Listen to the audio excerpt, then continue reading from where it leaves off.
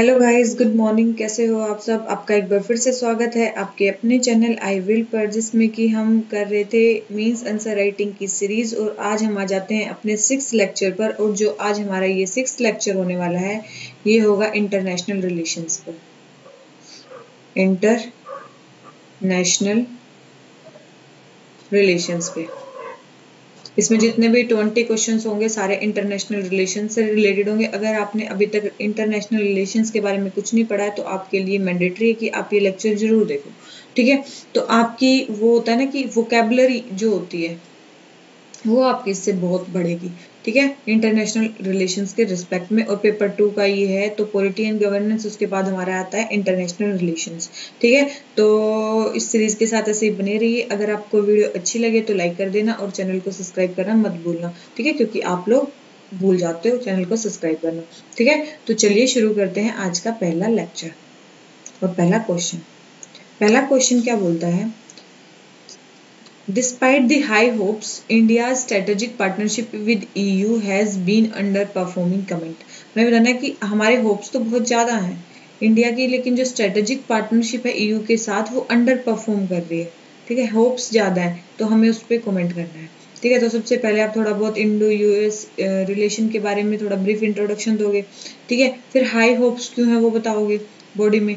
फिर बॉडी में आप बताओगे कि हम अंडर परफॉर्म क्यों कर रहे हैं, ठीक है, सच डिस्पाइट सच हाई होप्स। और फिर आप कंक्लूड कर दोगे लास्ट में, ठीक है। तो ये होगा हमारा क्या सीक्वेंस ऑफ आंसर राइटिंग। तो सबसे पहले आ जाता है हमारा इंट्रोडक्शन। इंडो यूएस रिलेशंस के बारे में बताया, क्योंकि Indo US Indo European Union strategic partnership dates backs to 2004, ठीक है, 2004 से रिलेटेड है। और ये जो पार्टनरशिप है मतलब ये इकोनॉमिक और पॉलिटिकल दोनों ही सेंस में इम्पोर्टेंट है, ठीक है। तो और इंडिया जो है वो 10th लार्जेस्ट ट्रेडिंग पार्टनर है किसका, यूरोपियन यूनियन का। और प्रिविलेज्ड पार्टनर है इनोवेशन इश्यूज पे भी, ठीक है। और फिर बोला गया कि चलो हमने इंट्रोडक्शन देना था कि स्ट्रेटेजिक पार्टनरशिप कब शुरू हुई इंडिया और यूरोपियन यूनियन की, ठीक है, और कैसी है। और उसके बाद है हमारी हाई होप्स क्यों है, ठीक है। हाँ, हाई होप्स क्यों है कि हमारा EU के साथ कुछ ज़्यादा मतलब ट्रेड या जो भी है स्ट्रेटेजिक पार्टनरशिप होनी चाहिए, ऐसी होप्स क्यों है? क्योंकि हम वैल्यू शेयर करते हैं डेमोक्रेसी की, ठीक है, शेयर्ड वैल्यूज ऑफ डेमोक्रेसी, ठीक है। और दोनों ही एक दूसरे को इम्पोर्टेंट ट्रेडिंग पार्टनर मानते हैं, ठीक है। जियोपॉलिटिकल जो डेवलपमेंट्स है वो भी चेंज हो रही हैं, जैसे कि चाइना इन्फ्लुएंस होकर आ रहा है, उसका बॉर्डर एंड रोड इनिशिएटिव सबके लिए मतलब एक लिमिटिंग फैक्टर है, ठीक है, वही है। और क्या है, इंडियन ओशन। हाँ, जो इंडिया है, इंडिया को जो यूरोपियन यूनियन है वो कैसे देखते हैं, partners in securing Indian ocean, ठीक है। तो वहाँ पे रूल ऑफ लॉ बढ़े इंडियन ओशन में, रीजनल सिक्योरिटी आर्किटेक्चर हो, ग्लोबल ट्रेड बढ़े, एनर्जी फ्लो फ्री फ्लो होता रहे, ठीक है, सिक्योरिटी को इनहेंस करने के लिए। तो ये सारी चीज़ें हैं जिससे जो है इंडिया और EU एक दूसरे को एज ए हाई होप्स देखते हैं कि हमारी वैल्यूज सेम है, हम इम्पोर्टेंट ट्रेडिंग पार्टनर्स हैं, ठीक है। और चाइना की इन्फ्लुएंस को रोकने के लिए भी मतलब सबको एक साथ आना जरूरी है। और उसके बाद इंडियन ओशन में भी इंडिया का काफ़ी ज़्यादा सिग्निफिकेंस है, तो उससे रिलेटेड मतलब हमारे इंडो US स्ट्रेटेजिक पार्टनरशिप की हमारी काफ़ी ज़्यादा हाई होप्स हैं। लेकिन फिर भी हमारा जो रिलेशंस है वो अंडर परफॉर्म कर रहे हैं, क्योंकि जो हमारी जो ये broad based trade investment treaty हुई थी, एक तो ये स्टॉल्ड है, अभी तक ये वो नहीं हुई है, मतलब ये फोर्स में नहीं आई है, ठीक है। फिर है इंडियाज परसेप्शन ऑफ EU, मतलब इंडिया का जो परसेप्शन है EU के लिए, मेनली वो ट्रेड ब्लॉक की तरह समझता है उसको EU को, ठीक है।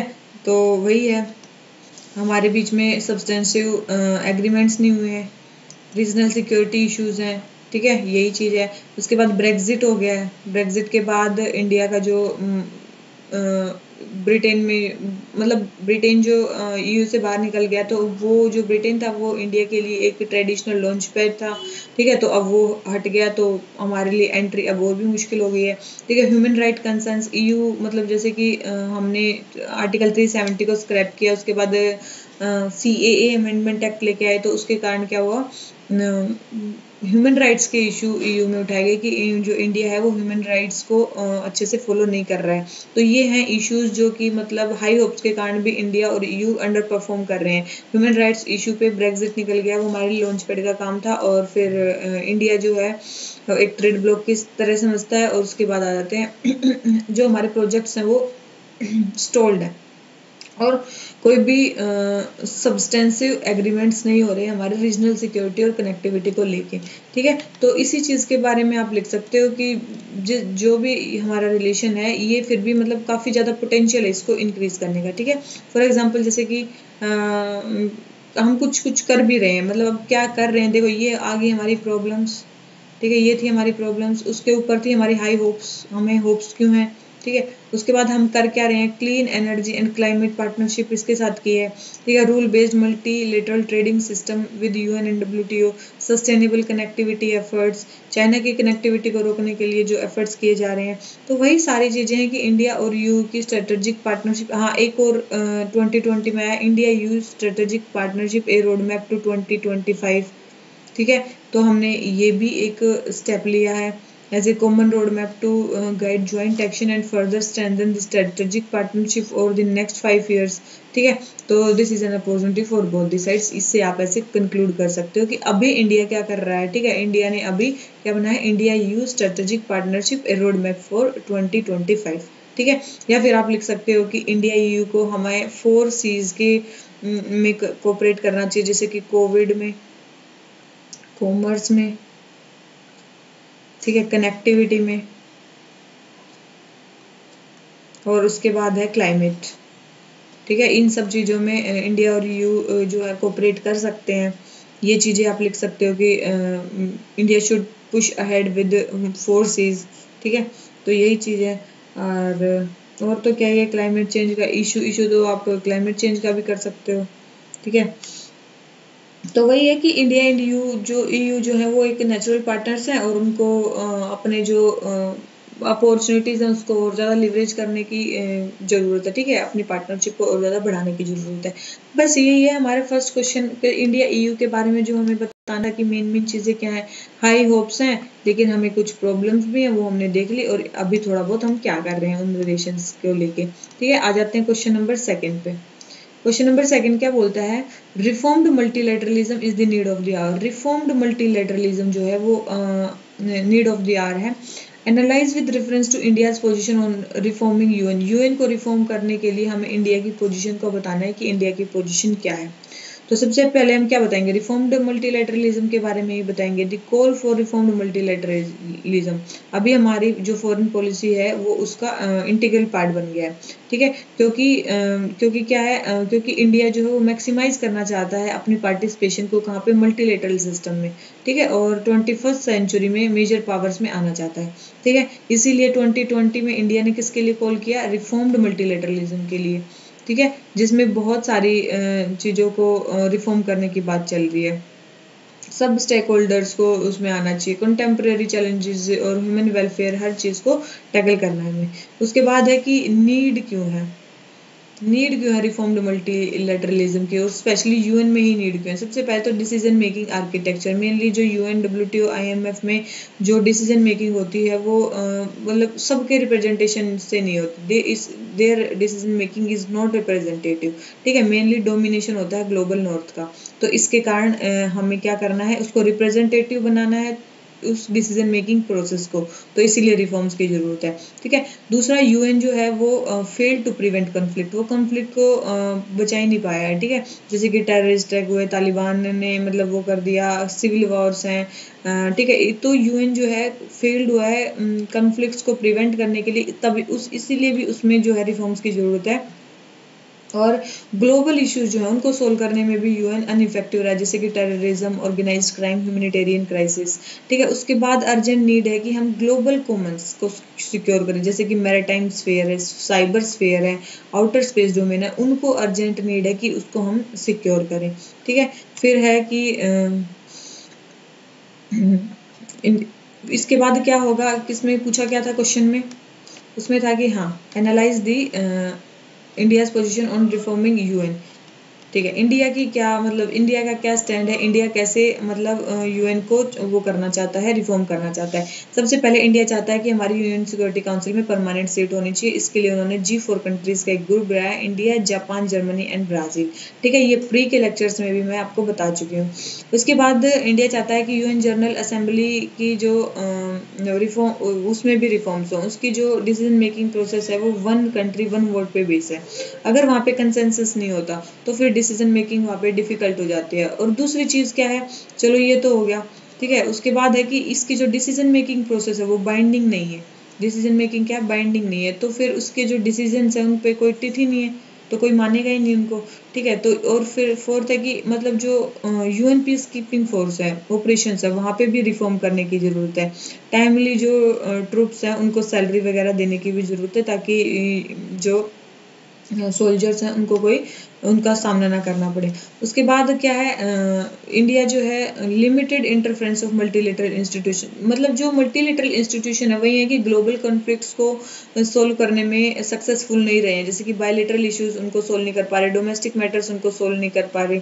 ठीक है, ग्लोबल टेररिज्म के लिए जैसे कि comprehensive convention on international terrorism इन्होंने एक कन्वेंशन बनाया। ठीक है, comprehensive convention on international terrorism. ठीक है, और डेवलपमेंट और वेलफेयर को उन्होंने अपने मेन इश्यूज, मेन मतलब डिमांड में रखा। ठीक है, तो वही है, इसमें ये बोल रहे हैं कि मतलब कौन बोल रहे हैं, जो ग्लोबल साउथ वाले हैं वो बोल रहे हैं कि यूएन के मेन एजेंडा होना चाहिए वेलफेयर एंड डेवलपमेंट इशू, ना कि टेररिज्म और ये प्रायोरिटी इशू, क्योंकि उन चीज़ों को जो यूएन है वो सोल्व करने में नाकाम रहा है। तो इसीलिए मेन जो ध्यान होना चाहिए यूएन का होना चाहिए वेलफेयर और डेवलपमेंट इश्यूज पे। ठीक है, तो वही चीज़ है, वही बोल रहा है कि अपार्ट फ्रॉम यूएन, ये नहीं है कि केवल यूएन में ही इंडिया रिफॉर्म्स मांग रहा है, इंडिया तो हर जगह मांग रहा है, जैसे कि WTO, IMF, वर्ल्ड बैंक। ठीक है, तो India call for reformed multilateralism. ठीक है, तो वो अपने रिफॉर्म्ड मल्टीलेटरलिज्म को इंडिया किससे कनेक्ट कर रहा है, ताकि पीस आए, सिक्योरिटी आए, डेवलपमेंट हो उस रीजन का। ठीक है, तो इंडिया को तो non permanent membership UN security council की भी मिली हुई है, और G20 की मेंबरशिप भी इंडिया 2021-22 में लेने वाला है। तो इंडिया एक इम्पोर्टेंट रोल प्ले कर सकता है, लीडरशिप का रोल प्ले कर सकता है यूएन की रिफॉर्मिंग और ट्रांसफॉर्मेशन में।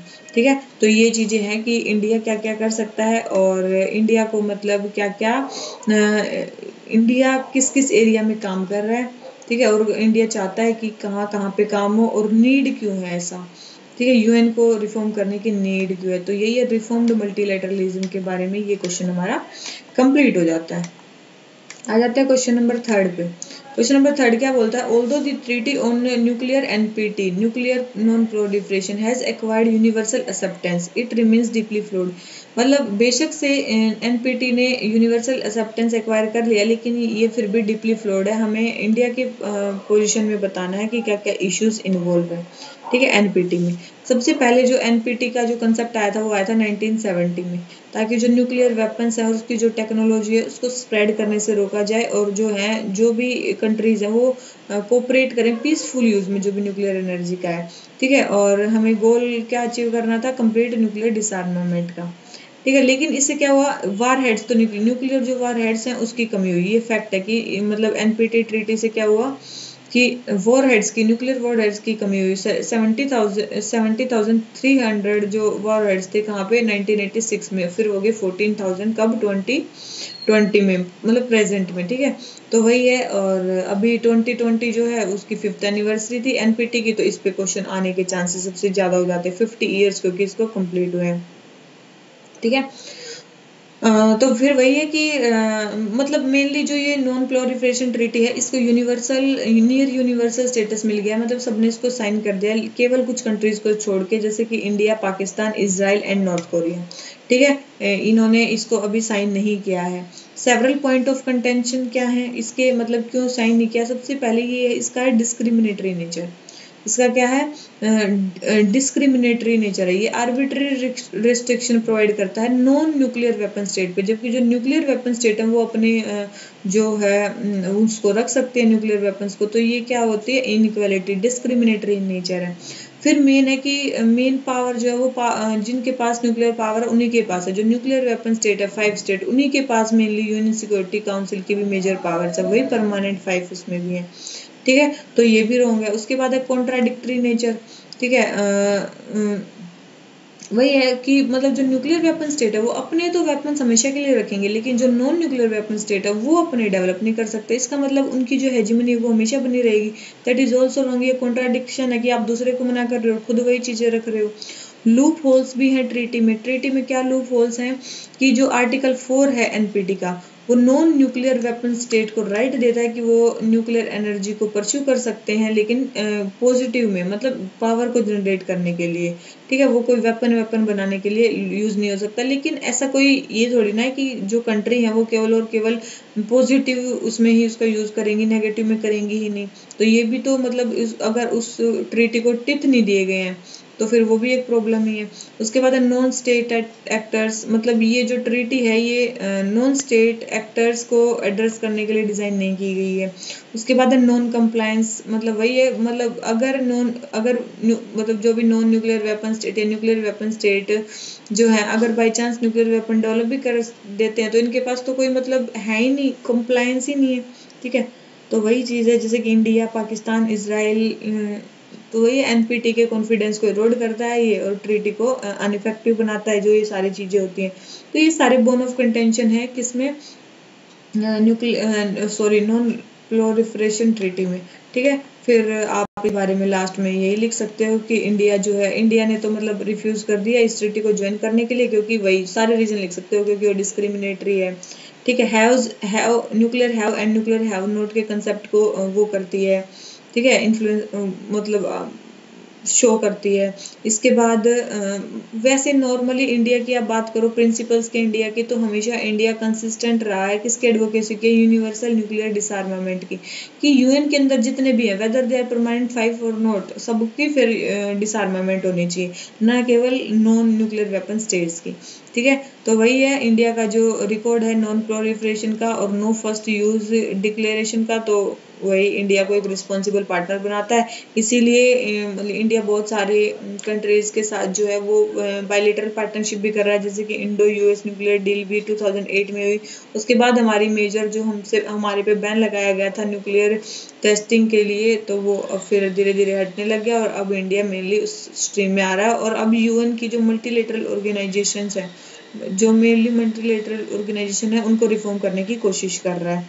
ठीक है, तो यही सारी चीजें हैं। Thus, India's commitment to nuclear non-weapon proliferation should be regarded seriously despite its refusal to ratify the non-proliferation treaty. ठीक है, तो ये आप किस में लिखोगे, कंक्लूजन में लिखोगे। ठीक है, ये किस में लिखोगे, कंक्लूजन में लिखोगे। तो ये हो गया हमारा क्या, नॉन प्रोलिफरेशन ट्रीटी के बारे में। अब आ जाते हैं किस में, क्वेश्चन नंबर 4 पे। 4 क्या बोलता है, critically analyse the significance of membership of Shanghai corporation organisation. हमें बताना है कि सिग्निफिकेंस क्या, इंपॉर्टेंस बतानी है एससीओ मेंबर्स की, मतलब इंडिया के लिए। ठीक है, सबसे पहले शंघाई कॉर्पोरेशन ऑर्गेनाइजेशन कब एस्टेब्लिश हुआ था, 2001 में। मल्टीलेटरल ऑर्गेनाइजेशन किसके लिए, to ensure security, to maintain stability, किस रीजन में, यूरेशियन रीजन में। ठीक है, और कल्चरल और ह्यूमैनिटेरियन कॉर्पोरेशन के लिए भी। इंडिया इसका फुल मेंबर कब बना, 2017 में। ठीक है, और इसमें मेंबर जो है यूरेशिया से भी हैं और साउथ एशिया से भी हैं।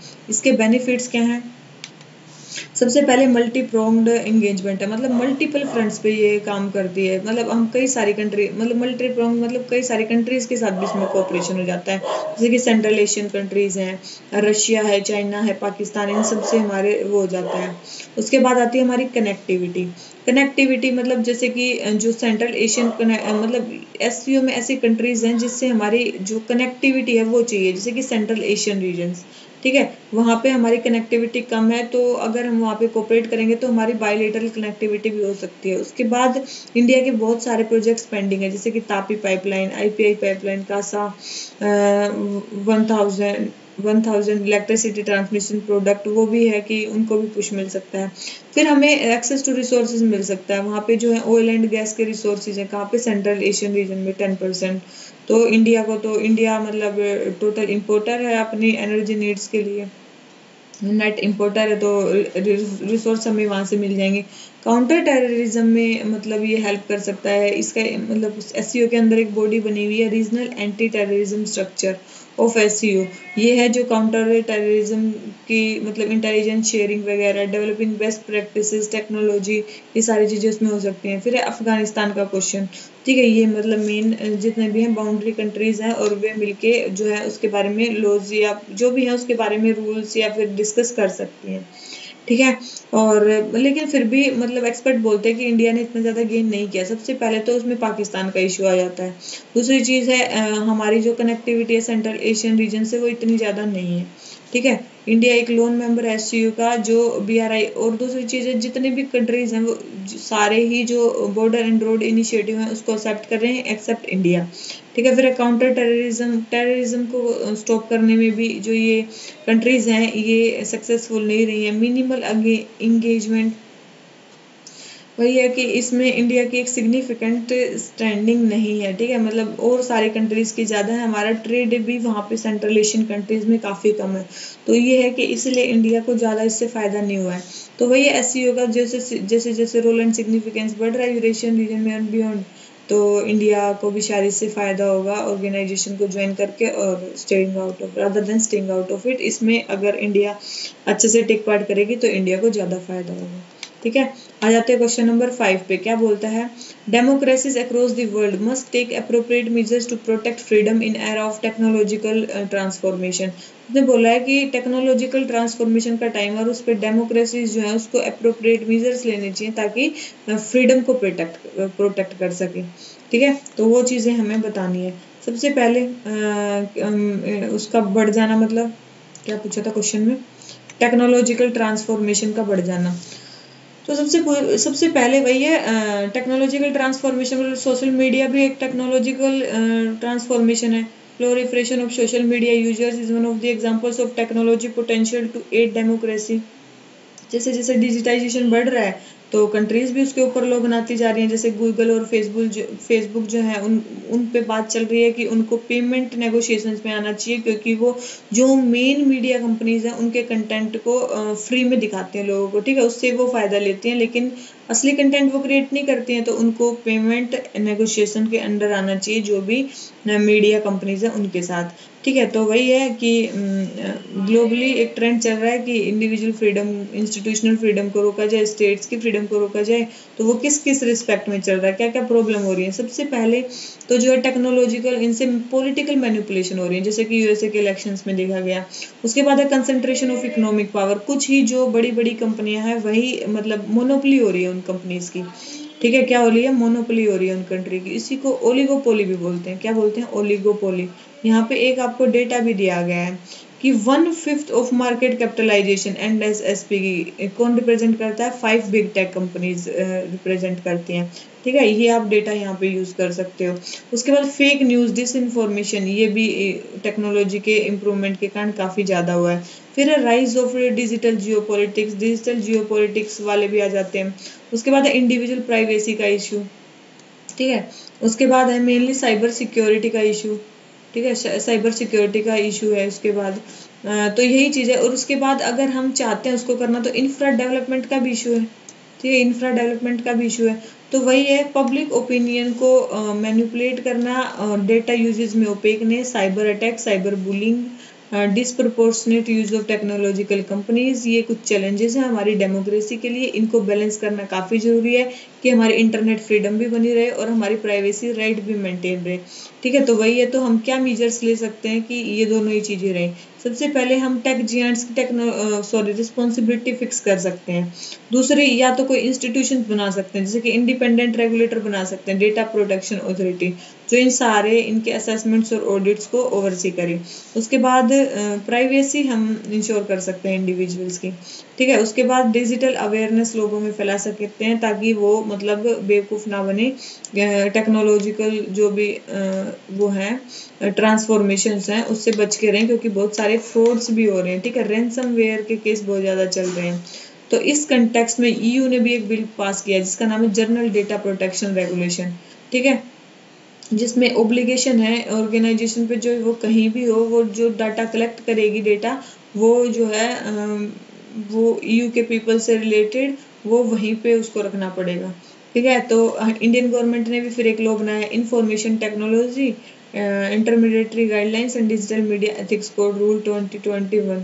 तो इसलिए ये जरूरी है कि जो रूल्स हैं वो जो भी वो अच्छे तरह से यूज किए जाएं, उन और जो पावर है उसका इनडिस्क्रिमिनेट यूज ना किया जाए। ठीक है, तो ये चीजें हैं, ये आप किस में लिख सकते हो, कंक्लूजन में लिख सकते हो। ठीक है, तो ये हो गया हमारा किसके बारे में, टेक्नोलॉजिकल ट्रांसफॉर्मेशन के बारे में, ताकि हमें फ्रीडम भी मिले और टेक्नोलॉजिकल ट्रांसफॉर्मेशन भी हो जाए। तो वही है डेमोक्रेसी, हर चीज के बारे में इसमें हमारा हो गया, हमें क्या क्या करना चाहिए।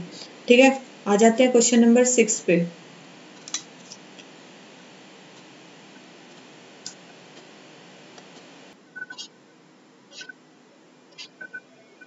6 क्या बोलता है, highlight the existing gaps in south Asian energy cooperation.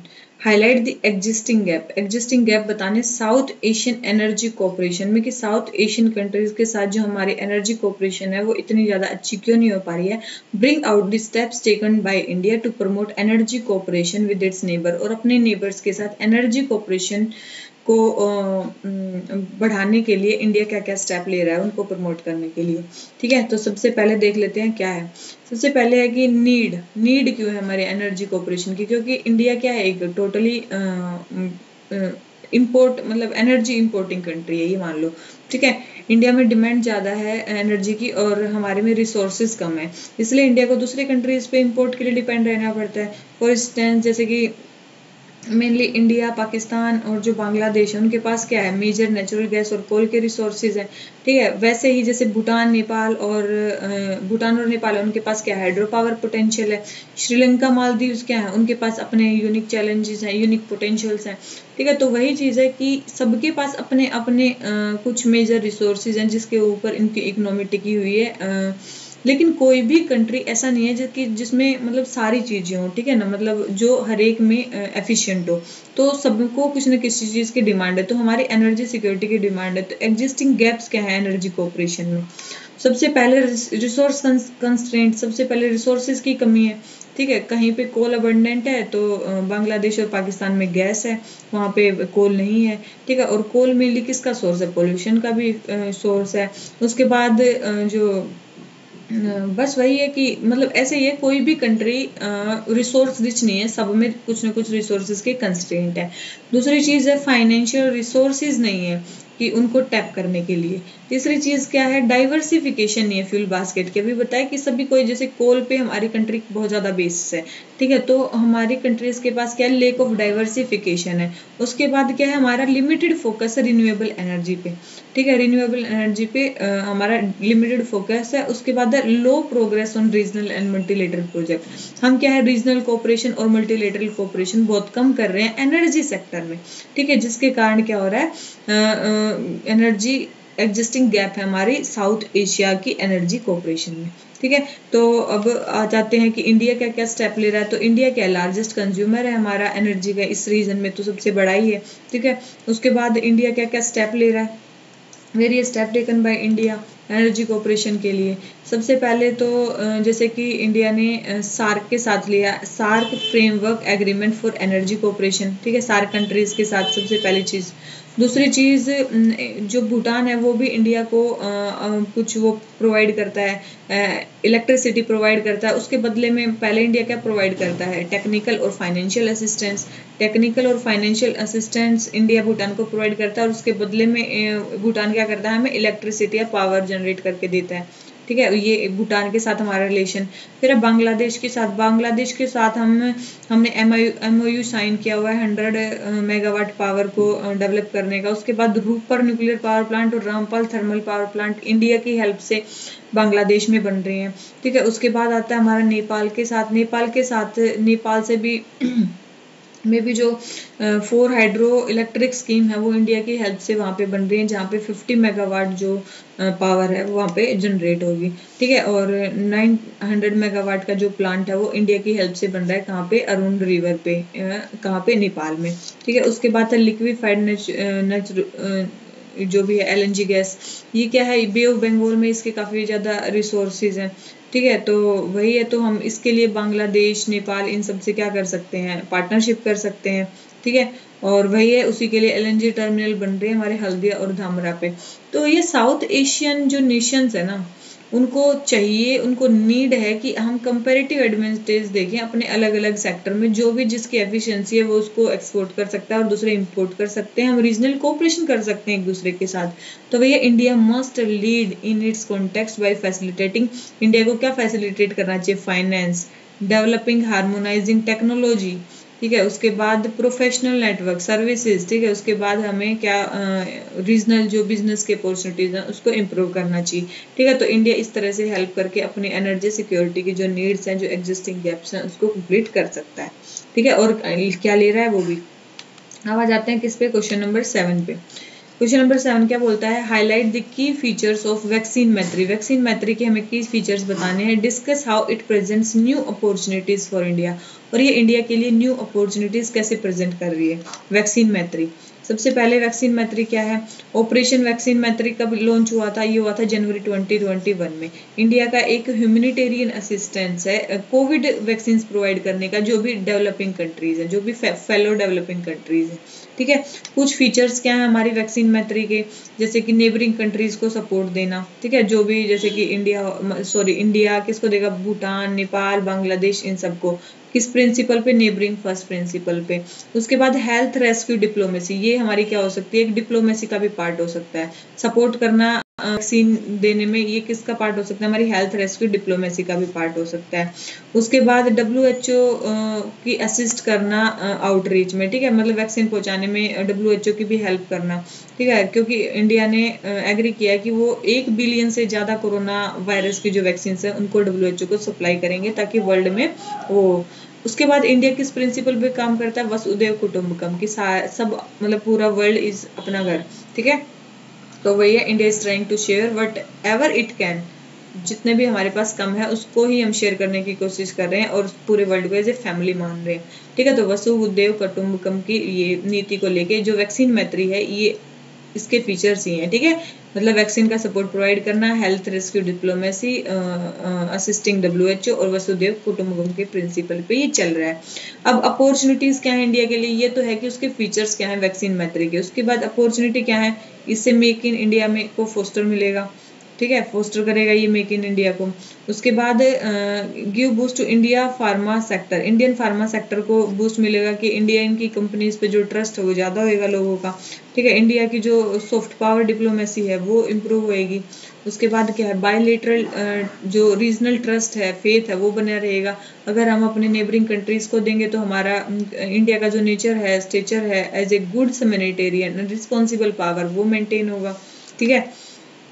तो वही है कि ये जो रैपिडली इवॉल्विंग जियोपॉलिटिकल लैंडस्केप है, यहाँ पे the healing and supportive action by India through supply of Covishield and Covaxins एक ह्यूज इम्पैक्ट क्रिएट करेगा पीस, सिक्योरिटी, कोऑपरेशन, प्रोस्पेरिटी में रीजन की, किसमें, पीस, सिक्योरिटी, कोऑपरेशन, प्रोस्पेरिटी, किसी भी रीजन की में, ठीक है। तो ये सारी चीजें हैं कि वैक्सीन मैत्री क्या है, वो उसके हमने फीचर्स बता दिए। उसके बाद इसका क्या इफेक्ट हो सकता है हमारे मतलब क्या अपॉर्चुनिटीज ये क्रिएट कर सकता है, ठीक है।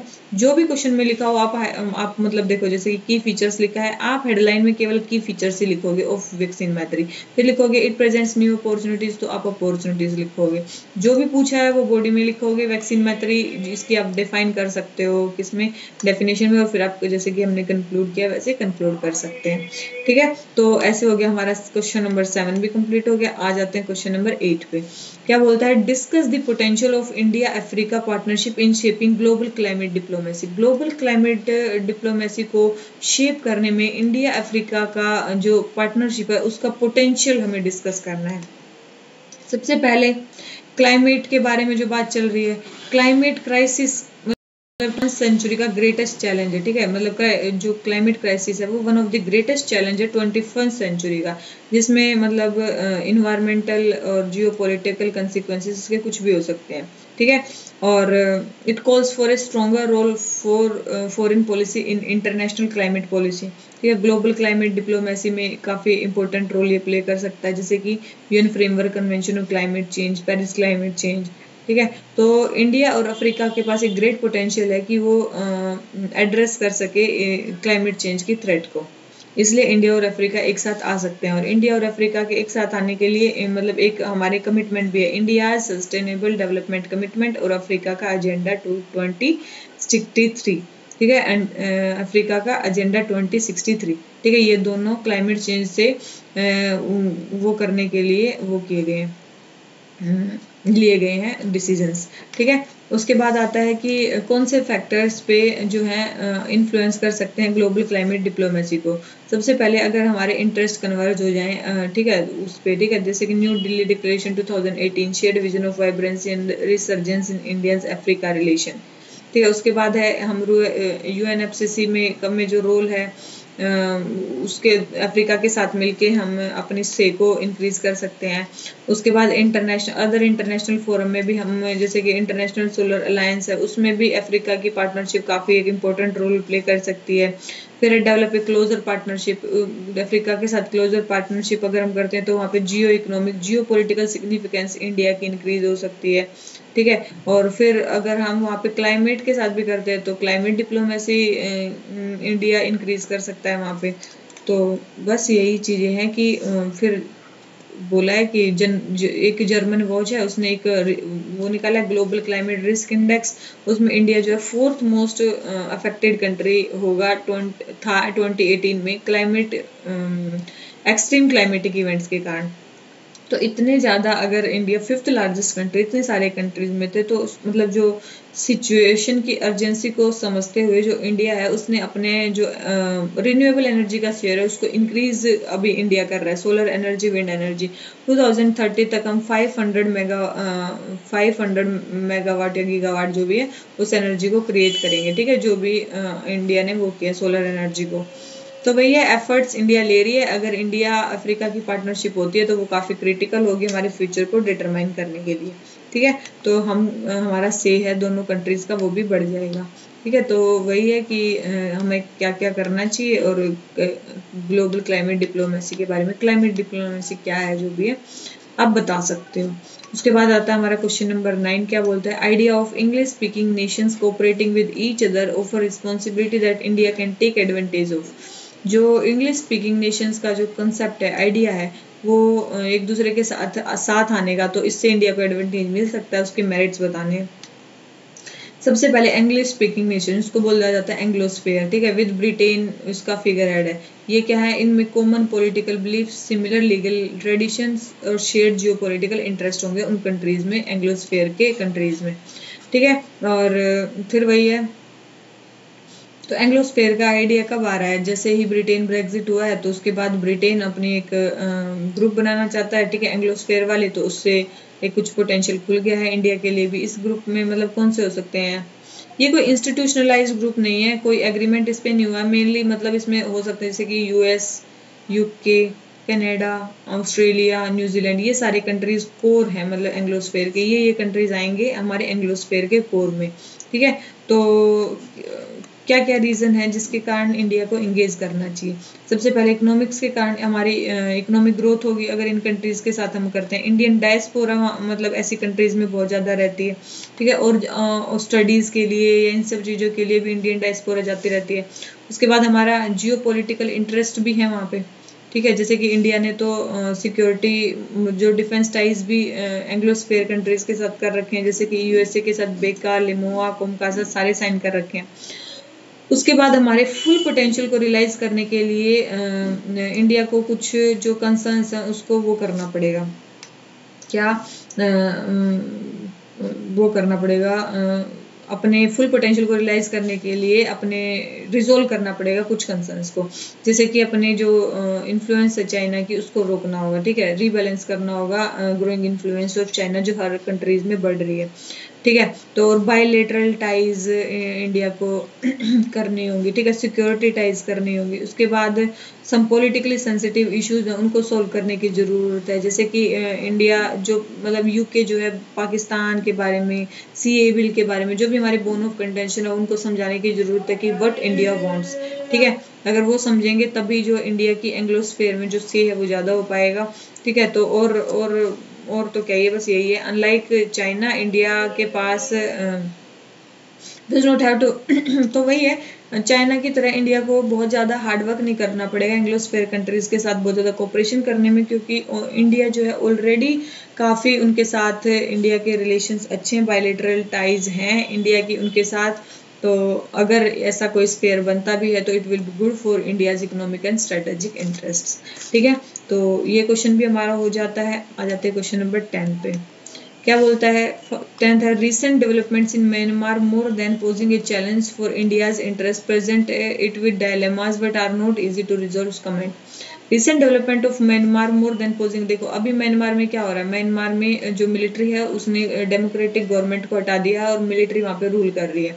तो ये बोल रहा है कि it is a challenge, it is posing a challenge to India's interest, ये इंडियाज के इंटरेस्ट को चैलेंज कर रहा है। डायलेमा में इंडिया को डाल दिया है। डायलेमा में इंडिया को कैसे डाल दिया है सबसे पहले इंडिया की आइडियोलॉजी क्या है कि इंडिया डेमोक्रेसी को सपोर्ट करता है, ह्यूमन राइट्स को इंडिया सपोर्ट करता है। ठीक है, लेकिन म्यांमार में ऐसा नहीं है। म्यांमार में क्या हो गया, मिलिट्री रूल कर रही है, वहाँ पे डेमोक्रेसी को दबा दिया गया है। तो इंडिया को अगर हम प्रिंसिपली देखें तो सपोर्ट करना मतलब इसको सपोर्ट नहीं करना चाहिए जो भी मिलिट्री गवर्नमेंट है, और डेमोक्रेटिक जो गवर्नमेंट है उसको लाने के लिए इंडिया को वो रहना चाहिए। लेकिन इंडिया के स्ट्रेटेजिक इंटरेस्ट भी है, जैसे कि इंडिया ने वहाँ पे पता नहीं कब तक वहाँ पे मिलिट्री रहेगी, तो वहाँ पे चाइना फ़ायदा उठा सकता है उस चीज़ का। चाइना वहाँ के मिलिट्री के साथ रिलेशन सेटअप कर रहे हैं।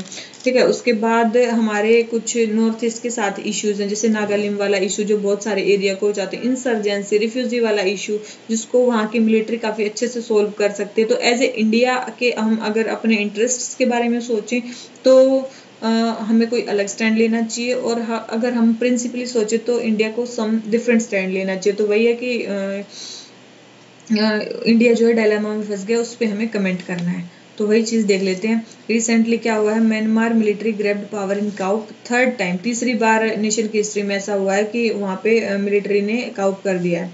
उसके बाद इंडिया तो मतलब म्यांमार का नेबर है। ठीक है, border security, connectivity, geopolitical influence काफ़ी ज़्यादा है म्यांमार की इंडिया पे। ठीक है, तो वही है कुछ इंटरेस्ट है, जैसे कि बॉर्डर इंसर्जेंसी, डेवलपमेंट पार्टनरशिप है इंडिया की, कालादान प्रोजेक्ट है। ठीक है, उसके बाद है centrality to India's foreign policy objective, foreign policy objective जैसे कि neighbourhood first policy, act east policy में जो म्यांमार है वो हमारे फर्स्ट प्लेस पे आता है। उसके बाद म्यांमार जियो स्ट्रेटेजिक इंपॉर्टेंस, क्योंकि वो बे ऑफ बंगाल में भी हमारा पार्टनर है, साउथ चाइना सी से भी हमें म्यांमार कनेक्ट करता है। तो काफ़ी ज़्यादा इंपॉर्टेंस बढ़ जाती है हमारी किसकी, इंडिया और म्यांमार की। ठीक है, लेकिन हमारे मतलब डायलेमा कहाँ पे, स्टैंड ऑन डेमोक्रेसी। भी बताया कि हम डेमोक्रेसी को सपोर्ट करते हैं और वहाँ की रियल पॉलिटिक्स में डेमोक्रेसी है नहीं, वहाँ पे मिलिट्री ने काउप कर दिया है। ठीक है, फिर है स्ट्रेटजी ओवरहोल। स्ट्रेटजी ओवरहोल है कि इंडिया को डेवलपमेंट कोऑपरेशन करना चाहिए, कि कोऑपरेशन विद म्यांमार मिलिट्री। ठीक है, वही है कि वहाँ की हमें किस तरफ इंडिया को जाना चाहिए, उसमें डायलेमा है। ठीक है, चाइना वहाँ पे अपनी प्रोक्सिमिटी को बढ़ा सकता है अगर इंडिया डेमोक्रेटिक स्टैंड लेता है, और चाइना उनकी मिलिट्री को सपोर्ट कर देता है, तो वो भी चाइना इंडिया के लिए सेटबैक होगा, क्योंकि इंडिया भी एक लैंड बाउंड्री शेयर करता है म्यांमार के साथ। ठीक है, तो वही है owing to aforementioned reason, इन रीजन्स के कारण India has adopted a more, India ने एक प्रैक्टिकल अप्रोच, एक कोशिश अप्रोच, एक कैलिब्रेटेड अप्रोच लिया है towards regime change in neighbouring nation. और इंडिया इस इंगेजमेंट्स को यूज कर सकता है मिलिट्री लीडरशिप की इसको, ताकि जो इलेक्टेड मतलब बैक रूम चैनल से इंडिया इलेक्टेड रिप्रेजेंटेटिव को बैक कर सकते हैं, लेकिन फ्रंट से तो इंडिया को मिलिट्री लीडरशिप को क्या करना होगा, सपोर्ट ही करना होगा। और इंडिया के जो भी इश्यूज हैं जैसे कि सिक्योरिटी, इंसर्जेंसी, रिफ्यूजी क्राइसिस, ठीक है, टेररिज्म, इन सबको, और ड्रग वो क्या बोलते हैं, drug abuse, drug trafficking, human trafficking, ये सारे इश्यूज सोल्व करने में जो मिलिट्री है वहाँ की वो काफ़ी स्ट्रॉन्ग है, वो हेल्प कर सकते हैं इंडिया की। तो इंडिया को एक इंडिया ने भी एज ए प्रैग्मेटिक अप्रोच लिया है, बैकडोर चैनल से इंडिया जो है वहाँ के इलेक्टेड जो रिप्रेजेंटेटिव्स हैं उनको सपोर्ट कर रहा है। ठीक है, तो ये चीज़ होगी हमारी क्वेश्चन नंबर 10 में। आ जाते हैं क्वेश्चन नंबर 11 में। क्या बोल रहा है, while India US relations have acquired such A greater depth, India और यूएस में काफ़ी डेप्थ आ गई है रिलेशन में लास्ट 2 डिकेड में, लेकिन फिर भी कुछ चैलेंजेस हैं। Discuss with the educate examples, हमें एग्जाम्पल्स के साथ समझाने हैं। सबसे पहले कोल्ड वार के बाद क्या हुआ है, इंडो यूएस जो रिलेशनशिप स्ट्रेंथन हो गया है, काफ़ी ज़्यादा, ठीक है। और इंडिया की जो पार्टनरशिप होती है वो होगी कॉम्प्रिहेंसिव ग्लोबल स्ट्रेटेजिक पार्टनरशिप 2020 में, क्योंकि इंडिया ने बहुत सारी टाइज मतलब यूएसए के साथ किए। जैसे कि सबसे पहले आती है डिफेंस के बारे में, इंडिया ने बहुत सारे डिफेंस एग्रीमेंट्स यूएसए के साथ साइन कर लिए हैं, जैसे लिमोआ, कोमकासा, बेका, ठीक है। और जो यूएसए है उसने भी इंडिया को एक स्ट्रेटेजिक ट्रेड ऑथोरिटी टियर 1 का वो दे दिया है, ठीक है। और वैसे भी यूएसए जो है वो सेकंड लार्जेस्ट डिफेंस सप्लायर है इंडिया के लिए, ठीक है। तो डिफेंस में इंडिया और यूएस की कितनी ज़्यादा पार्टनरशिप है, और इंडिया के लिए यूएसए और ये यूएसए के लिए इंडिया कितना इंपॉर्टेंट है। उसके बाद आती है हमारी स्ट्रेटेजिक पार्टनरशिप, ठीक है। इंडिया पाकिस्तान जो है यूएसए की जो फॉरेन पॉलिसी है, आजकल जो पाकिस्तान का जो इशू है, पाकिस्तान को एज ए वो मानती है, ठीक है। इंडिया की इंपॉर्टेंस को as a net security provider ज़्यादा समझती है एज कम्पेयर टू पाकिस्तान। उसके बाद है एनर्जी में इंडिया कोऑपरेट कर रहे हैं, जैसे कि US India energy dialogue, pace partnership for advance clean energy, ठीक है। Joint clean energy research and development centre US, फिर US India partnership for climate resilience. तो ये सारे क्या हैं, ये जो है एग्रीमेंट्स हैं, ये सारे एग्रीमेंट्स हैं जो इंडिया यूएसए के साथ किया है। उसके बाद है न्यूक्लियर एनर्जी में भी डी फैक्टो स्टेटस दे दिया गया इंडिया को रिस्पॉन्सिबल न्यूक्लियर पावर स्टेट का, ठीक है। इंटरनेशनल फोरम्स में जैसे कि यूएन सिक्योरिटी काउंसिल में और ऑस्ट्रेलिया ग्रुप में यूएसए इंडिया को सपोर्ट करता है, और हमारी क्वाड मेंबरशिप में भी इंडिया है, ठीक है। मालाबार जो एक्सरसाइज होती है उसमें भी हमारा यूएसए आता है, तो उसमें भी हमारी पार्टनरशिप है। उसके बाद हमारे इकोनॉमिक टाइज 1990 के बाद जब इंडिया ने एलपीजी रिफॉर्म्स किए, उसके बाद हमारी जो बायलैटरल टाइज है वो काफ़ी ज़्यादा बढ़ गई हैं। तो ये सारी चीज़ें क्या हैं, ये जो है कुछ डेवलपमेंट्स हैं जो लास्ट 2 डिकेड्स में हुई हैं जो पॉजिटिव हैं, लेकिन उसके बाद भी कुछ चैलेंजेस हैं, जैसे कि यूएसए के सेकेंडरी सैंक्शंस, ठीक है। मतलब सेकेंडरी सैंक्शंस मतलब यूएसए ने ईरान, रशिया और नॉर्थ कोरिया पे सैंक्शन लगा रखे हैं। अब जो कंट्री दूसरी कंट्री इनके साथ भी मतलब ट्रेड करेगा या इनके साथ अच्छे रिलेशन होंगे, उनके जो यूएसए है वो उनके साथ रिलेशन नहीं रखेगा, तो वही चीज़ है यूएसए की सेकेंडरी सैंक्शन, ठीक है। उसके बाद एग्जांपल आप वही S-400 का दे सकते हो। उसके बाद है ट्रेड पॉलिसी, मतलब यूएसए का इतना अच्छा पार्टनर होने के बाद भी यूएसए ने इंडिया को प्रायोरिटी वॉच लिस्ट में रख दिया है, और उनको जो डेवलपिंग कंट्रीज की लिस्ट से बाहर निकाल दिया है, ठीक है। H-1B वीजा की जो फीस है उसको भी इंक्रीज कर दिया है, ठीक है। यूएसए की जो सॉफ्ट पावर पॉलिसी है पाकिस्तान के थ्रू, वो भी मतलब उसको अब मतलब पाकिस्तान को यूएसए ने अभी वेरी गुड वन मतलब पार्टनर्स में रखा हुआ है, ठीक है। तो यही है, और विड्रू कर लिया है GSP, generalized system of preferences. तो ये सारी चीज़ें हैं, क्या कंस्ट्रेंट है हमारे उनमें रिलेशंस में, ठीक है। इंडो यूएस रिलेशंस में ये कंस्ट्रेंट है। तो वही है इंडो यूएस रिलेशनशिप, वो बहुत ज़्यादा इंपॉर्टेंट है, लेकिन केयर रखनी चाहिए इंश्योर करने के लिए कि हम एक सोवरेन कंट्री हैं, और इंडिया के जो इंटरनेशनल रिलेशन है वो डिक्टेट नहीं होनी चाहिए वाशिंगटन की पॉलिसीज से। दोनों कंट्रीज़ को अपने म्यूचुअल इंटरेस्ट के हिसाब से आगे बढ़ना चाहिए और कोऑपरेट करना चाहिए, और 2+2 डायलॉग तो हम कर ही रहे हैं इसमें, ठीक है। तो आप गवर्नमेंट स्टेप्स को कहीं कहीं वो कर सकते हो, ठीक है, इंक्लूड कर सकते हो। आ जाते हैं किसमें, क्वेश्चन नंबर 12 पे।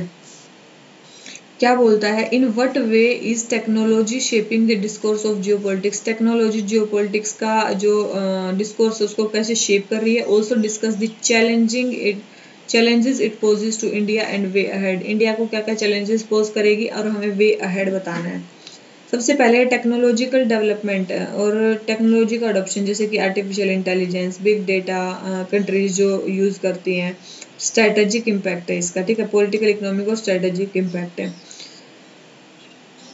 मतलब जो टेक्नोलॉजिकल ट्रांजिशंस है वो जियो पॉलिटिक्स को अफेक्ट ही नहीं करती, बट उससे अफेक्ट होती भी है, ठीक है। ये है कि टेक्नोलॉजिकल जो ट्रांजिशंस है उसके कारण ये नहीं है कि जियो पॉलिटिक्स हमारी केवल अफेक्ट नहीं होती, वो होती है अफेक्ट, ठीक है।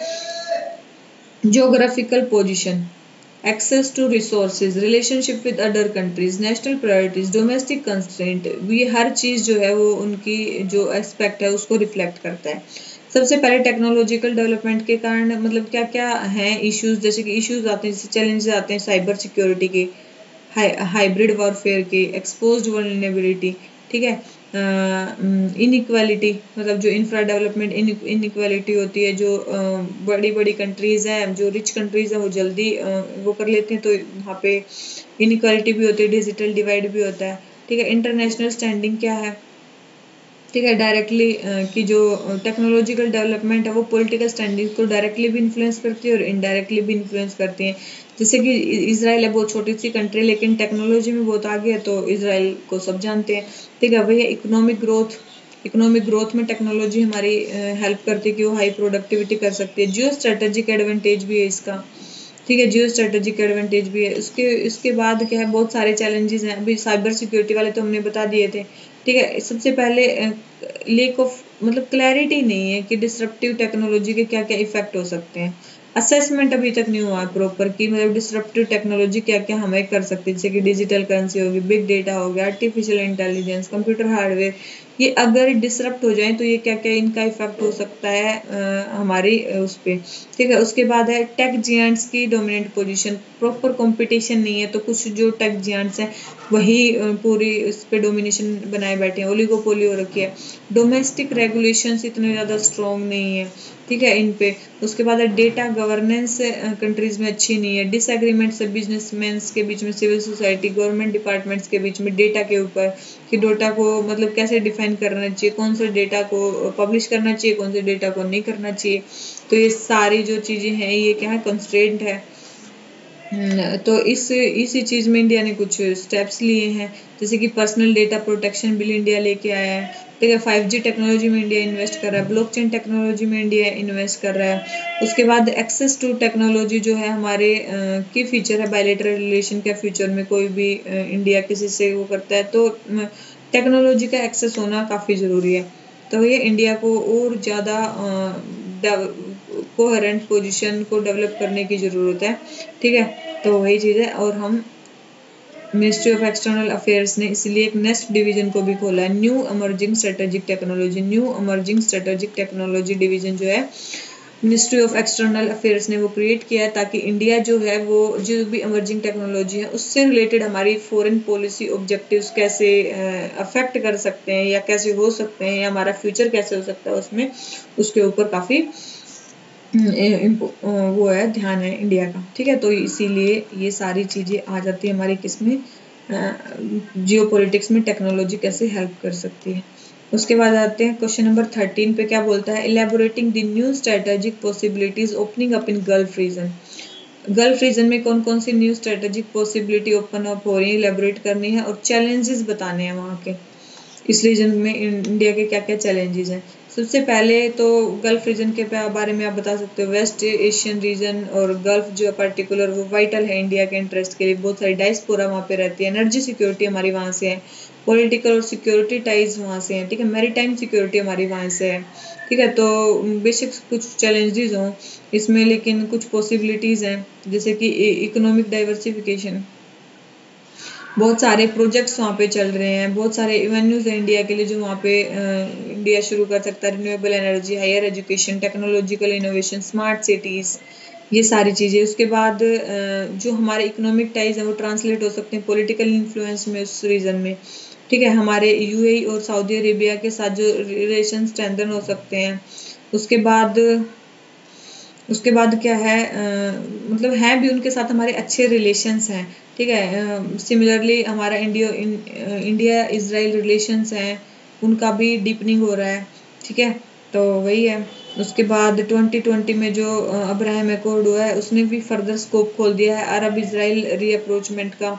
ठीक है, तो अब जो इंडिया है उसको एक टाइट रोप पे चलने की ज़रूरत नहीं है कि हमें इनसे बात करनी इनसे नहीं करनी है। तो अब इजराइल और जो अरब नेशंस हैं उनमें भी कनेक्टिविटी बढ़ रही है, तो इंडिया के लिए तो अच्छा ही है, सब कंट्रीज़ के साथ इंडिया कोऑपरेट कर सकता है। ठीक है, गल्फ कंट्रीज और क्या कर सकते हैं, इकोनॉमिक को हेल्प कर सकते हैं, सिक्योरिटी असिस्टेंट दे सकते हैं अपने फ्रेंडली स्टेट्स को। ठीक है, तो वही है। अभी यूएई जो है इंडियन ओशन रिम एसोसिएशन को क्या करेगा, करंटली चेयर कर रहा है। ठीक है, तो और वो इंडिया के साथ अभी भी यूएई वर्क करना चाहता है, कहाँ पे, ज्वाइंट इंफ्रा प्रोजेक्ट्स में। तो वही इंडिया को अपनी चाहिए कि अपनी स्केल और डेप्थ को इंक्रीज करें, कनेक्टिविटी करें वहीं पे। ठीक है, अब कुछ चैलेंजेस भी हैं वहाँ पे, जैसे कि पोस्ट पेंडेमिक एरा में ठीक है। पोस्ट पेंडेमिक में हमारी फ्लाइट्स वगैरह सब कुछ रुक गई हैं, अनएम्प्लॉयमेंट रेट बहुत ज़्यादा हो गया, वहाँ से छूट गए हैं लोगों की नौकरियाँ, ठीक है। तो ये बहुत सारे चैलेंजेस हैं। उसके बाद हम इनेबल रहे हैं to tap the full possibilities of Gulf capital, वहाँ की फुल कैपेसिटी को नहीं वो कर पाए हैं। इनसफिशिएंट अटेंशन दिया जाता है गल्फ रीजन को, ठीक है। उसके बाद अरब इसराइल की जो री अप्रोचमेंट है वो हार्डनिंग हो रही है उसमें पोजीशन की। ईरान अब एक नया वो डिफिकल्टी आ रही है इंडिया के, ईरान को कैसे टैकल किया जाए। फिर चाइना का कोऑपरेशन हर जगह बढ़ रहा है, ठीक है। उसके बाद ऑयल से निकाल के हमें जो रिक्वायरमेंट है कि हम अपनी जो उसको डाइवर्सिफाई करें, रिक्वायरमेंट को ऑयल से निकल के बाहर निकलें, ठीक है, ऑयल से बाहर निकलें। उसके बाद वही है इंडिया को अपनी जो अप्रोच है उसको रिकैलिब्रेट करना चाहिए गल्फ के साथ, और रियल चैलेंज जो है वही है, और हमें जो भी सीज करनी चाहिए, जो भी पॉसिबिलिटी है, जो भी अपॉर्चुनिटी है उस रीजन में उनको सीज करना चाहिए, जो भी चैलेंजेस हैं उसको रिमूव करना चाहिए और कोऑपरेट करना चाहिए कंट्रीज के साथ, ताकि इंडिया का जो पोटेंशियल है वो इंक्रीज हो सके, इंडिया की इकोनॉमिक ग्रोथ हो सके, ठीक है। तो ये हो गया हमारा किसके बारे में, गल्फ रीजन्स के बारे में। आ जाते हैं किसमें, क्वेश्चन नंबर 14 में क्या बोलता है, trans boundary water resources required renewed focus in India's neighbourhood policy. Trans boundary water resources जो है उसको दोबारा फोकस चाहिए इंडिया की नेबरहुड पॉलिसी के लिए, तो हमें रीजंस बताने हैं, ठीक है। सबसे पहले बहुत सारी रिवर्स हैं यहाँ पे। सबसे पहले साउथ एशिया में क्या है, 22% पॉपुलेशन रहती है वर्ल्ड की, और 8% जो है यहाँ पे वाटर रिसोर्सेज है, और फ्रेश वाटर तो और भी कम है, ठीक है। उसका ओवर एक्सप्लॉयटेशन भी होता है। तो वही है कि वाटर जो है एक न्यू ऑयल बन गया है रीजन का, साउथ एशियन रीजन में, ठीक है। तो अलग अलग की कंट्रीज की जो जो स्पेसिफिकेशन है उनके साथ हम कोऑपरेट कर सकते हैं और वाटर की प्रॉब्लम को सोल्व कर सकते हैं। तो वही चीज़ है, इंडिया को फोकस करना चाहिए ट्रांस बाउंड्री वाटर रिसोर्सेज पे as a part of neighbourhood policy, क्योंकि क्या है, एक तो डिमांड बढ़ रही है हमारी, ठीक है, डिमांड बढ़ रही है वाटर की, ग्राउंड वाटर डिप्लीशन हो रहा है, ठीक है, उसलिए भी हमें नीड है। फिर हमें रीजनल कोऑपरेशन करनी चाहिए अगर कंट्रीज के साथ, जैसे कि Bangladesh, Bhutan, India, Myanmar, Nepal corridor, उसमें वाटर रिलेटेड जो हमें है, मैरीटाइम रिलेटेड कोऑपरेशन इंडिया का हो सकता है। ग्रेटर इकोनॉमिक सिग्निफिकेंस होगा अगर इंडिया इन टाइज को बढ़ाता है तो। उसके बाद वनरेबिलिटी जो है, increasing vulnerability to China's actions regarding control of transboundary rivers and stands to exploit the upstream water for its own benefit।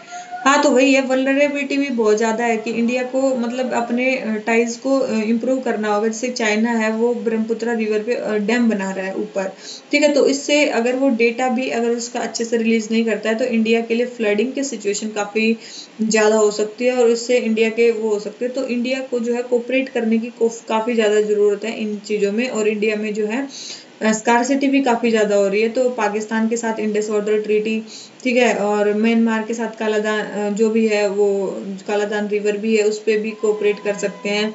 उसके बाद यही है काली रिवर पे जैसे कि वो चल रहा है इंडिया नेपाल का, ब्रह्मपुत्र रिवर पे इंडिया चाइना का, तो कोऑपरेशन करने से ही बात चलेगी। तो वही है, water is increasingly becoming a critical factor in regional development, hence India must strengthen it's hydro diplomacy को इंडिया को इम्प्रूव करना होगा। किसको करना होगा, हाइड्रो डिप्लोमेसी को इंडिया को इंक्रीज करना होगा, ताकि वो स्ट्रॉन्ग ट्रांस बाउंड्री जो इश्यूज है वो हमारे सोल्व हो सकें। और बस वही है इंडिया की फॉरेन पॉलिसी, ताकि वो उसके रूल बेस्ड कोऑपरेशन हो सके, कॉन्फ्लिक्ट हो सके, कॉन्फ्लिक्ट प्रिवेंशन हो सके। तो ये सारी चीज़ें हैं जिससे कि ट्रांस बाउंड्री रिसोर्सेज जो है हमें दोबारा फोकस चाहिए, क्योंकि इंडिया में भी वाटर की स्कार्सिटी हो गई है और डिजास्टर भी आ सकता है, उसके कारण मैन मेड डिजास्टर भी क्रिएट हो सकते हैं। तो उसके लिए इंडिया की जो नेबरहुड पॉलिसी है उसको दोबारा रिकैलिब्रेट होना चाहिए, हमारी रीजनल कोऑपरेशन होनी चाहिए, हर एक कंट्री के साथ बायलैटरल एग्रीमेंट होनी चाहिए। उसके बाद आ जाते हैं क्वेश्चन नंबर 15 पे। क्वेश्चन नंबर 15 हमें क्या बोलता है, why is Southeast Asia important for India. India के लिए साउथ ईस्ट एशिया इंपॉर्टेंट क्यों है। In this context discuss this significant aspect of engagement with ASEAN. Why is Southeast Asia important for India? In this context, discuss the significant aspects of engagement with ASEAN. पहले south east Asia का बताना है, उसके बाद ASEAN का बताना है। सबसे पहले साउथ ईस्ट एशिया में 11 कंट्रीज हैं, ठीक है। मतलब वही है उसके किसके बीच में, ईस्ट ऑफ इंडियन कॉन्टिनेंट के ईस्ट में और उसके चाइना के साउथ में, ठीक है। 11 कंट्रीज हैं, कुछ हैं मेनलैंड और कुछ हैं आइलैंड नेशंस, ठीक है। मेनलैंड में कौन से आता है, Myanmar, Thailand, Laos, Cambodia, Vietnam, और जो आइलैंड कंट्रीज में कौन सी आती है, Malaysia, Singapore, Indonesia, Philippines, Brunei and east Timor, ठीक है। आप मैप में जाके देख सकते हो। अब साउथ एशिया के साथ अगर हम लिंकेज करते हैं तो काफ़ी ज़्यादा बेनिफिट है, जैसे कि नॉर्थ ईस्ट इंडिया के लिए हमारी कनेक्टिविटी बढ़ जाएगी, हमारे इकोनॉमिक इंटरेस्ट सर्व होंगे इससे, ठीक है। हमारी इकोनॉमिक कोऑपरेशन होगी, सी लेन्स प्रोटेक्ट हो जाएंगी, जैसे कि स्ट्रेट ऑफ मलक्का है वो प्रोटेक्ट हो जाएगी, रूल बेस्ड ऑर्डर होगा, ठीक है। फ्री ट्रांसपोर्ट होगा हर एक जगह, ठीक है। Rule based order, Kaladan multi modal transport project पे काम कर सकते हैं। फिर है कंटेनिंग टेररिज्म को कंटेन करने में हेल्प करेगा, हम साउथ एशियन कंट्रीज के साथ वो करते हैं तो कोऑपरेशन करते हैं। फिर वही है keeping in mind the significance of the region, इनको सिग्निफिकेंस में रख इंडिया ने क्या क्या पॉलिसी अपनाई है, एक्टिव पॉलिसी, जिसमें साउथ ईस्ट एशिया को भी इंक्लूड किया गया है। सब रीजनल हमने इनिशिएटिव भी लिए हैं, जैसे कि बिम्स्टेक में इंडिया पार्टनरशिप है, मेकोंग गंगा कोऑपरेशन में इंडिया पार्टनरशिप है, ठीक है। फिर है कि एशियान भी सेंट्रल है हमारे मतलब साउथ ईस्ट एशिया में एक्ट ईस्ट पॉलिसी में। अब एशियान पे देख लेते हैं, एशियान के साथ हमारे सिग्निफिकेंट एस्पेक्ट्स क्या हैं। सबसे पहले एशियान के साथ जो इंडिया का इंगेजमेंट है वो किसके पिलर्स पे बेस्ड है, commerce, culture, connectivity, security and geo strategic interest, ठीक है। और ये फर्दर पॉलिटिकल कोऑपरेशन इंडिया कर सकती है, ठीक है, जैसे कि एशियान इंडिया समिट हुई थी, ठीक है। सिक्योरिटी कोऑपरेशन इंडिया कर सकती है, जैसे कि ASEAN defence minister meeting plus और ASEAN led Asia East Asia summit, ठीक है। उसके बाद मैरीटाइम सिक्योरिटी में इंडिया एशियान के साथ वो कर सकती है, कोऑपरेशन कर सकती है। उसके बाद इकोनॉमिक कोऑपरेशन एशियन के साथ हो सकता है, ठीक है। तो बस वही चीज़ें हैं कि इंडिया एशियन स्ट्रेटेजिक पार्टनरशिप जो है वो शेयर्ड जियोपॉलिटिकल, हिस्टोरिकल और सिविलाइजेशन टाइज पे बेस है, ठीक है। तो इंडिया की जो एक्ट ईस्ट पॉलिसी है वो उसमें एशियन जो है वो सेंट्रल पे है, वो उसके इम्पोर्टेंस को बताता है कि एशियन हमारे लिए कितना इम्पोर्टेंट है, और इसलिए इंडिया की जो इंगेजमेंट है वो एशियन के साथ है। तो वही है अभी इंडिया एशियन समिट जो हुई थी 17th, वो वही है कि हमारी जो पार्टनरशिप है, स्ट्रेटेजिक पार्टनरशिप है, उसको और फर्दर उसने क्या किया है, और फर्दर उसने स्ट्रेंथन किया है, ठीक है। फिर है कि इंडिया एशियान में मतलब आप चैलेंजेस भी लिख सकते हो कि इंडिया ये हम कर सकते हैं, ठीक है। इंडिया कर भी रही है इतनी सारी चीज़ें में, हमारे पास कोऑपरेशन कर रही है इंडिया, ठीक है। तो इसके अलावा इंडिया और एशियान में हमारे चैलेंजेस भी हैं। चैलेंजेस क्या है, एक तो चाइना की जो हमारी इन्फ्लुएंस बढ़ रही है वो, ठीक है। फिर है एशियन के साथ हमारा अनफेवरेबल ट्रेड बैलेंस है, अनफेवरेबल ट्रेड बैलेंस है हमारा किसके साथ, एशियन के साथ। उसके बाद नेगोशिएशन जो हम रह जाते हैं कई बार, हम प्रैक्टिकल हो ही नहीं पाते, इनइफेक्टिव नेगोशिएशंस। उसके बाद हमारे डिलेड प्रोजेक्ट जो हमारे हो जाते हैं वो डिले हो जाते हैं, डिलेड प्रोजेक्ट्स। उसके बाद है India is pulling out of RCEP,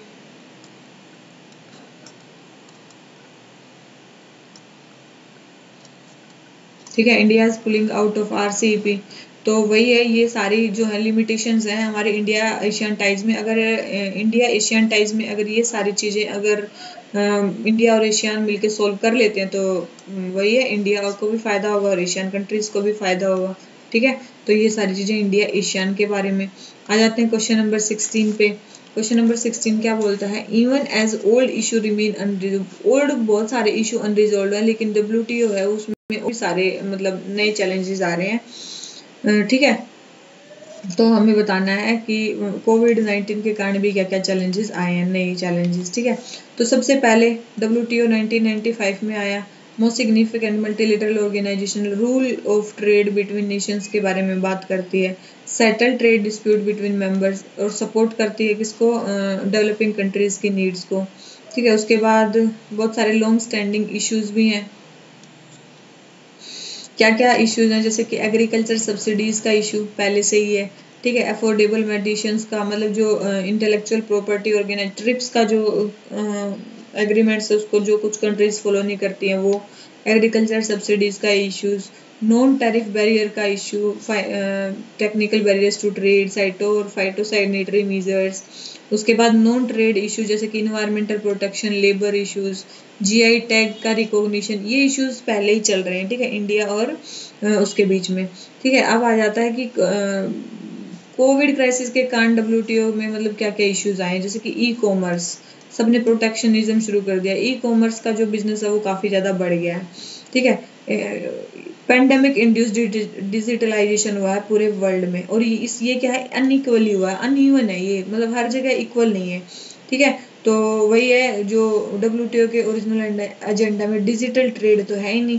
तो फिर है वैक्सीन पेटेंट्स का भी एक इशू आया है इस टाइम पे, कोरोना के टाइम पे। वैक्सीन पेटेंट्स का क्या है कि जो इंडिया और साउथ अफ्रीका है वो चाहते हैं कि जो डब्ल्यूटीओ है वो इंटेलेक्चुअल प्रॉपर्टी राइट, जो कोई भी इनोवेशन अगर कोविड से रिलेटेड होता है तो उसमें उनको आईपीआर ना दिया जाए, ठीक है। तो वही चीज़ है। उसके बाद वेलफेयरिस्टिक मेजर्स दिए जाएं। उसके बाद है कोविड सपोर्ट मेजर्स में इंडिया जो है अफ्रीकन ग्रुप और क्यूबा के साथ मिलके पॉलिसी बना रहे हैं, हाई टैरिफ लगा रहे हैं, एक्सपोर्ट रेस्ट्रिक्शंस हैं ताकि इंडिया में ही जो है ज़्यादा सामान रहे, महंगा ना हो और इंडिया के लोगों को ज़्यादा से ज़्यादा मिले। तो ये प्रोटेक्शनिज्म की जो पॉलिसी है वो हर एक कंट्री में चल रही है।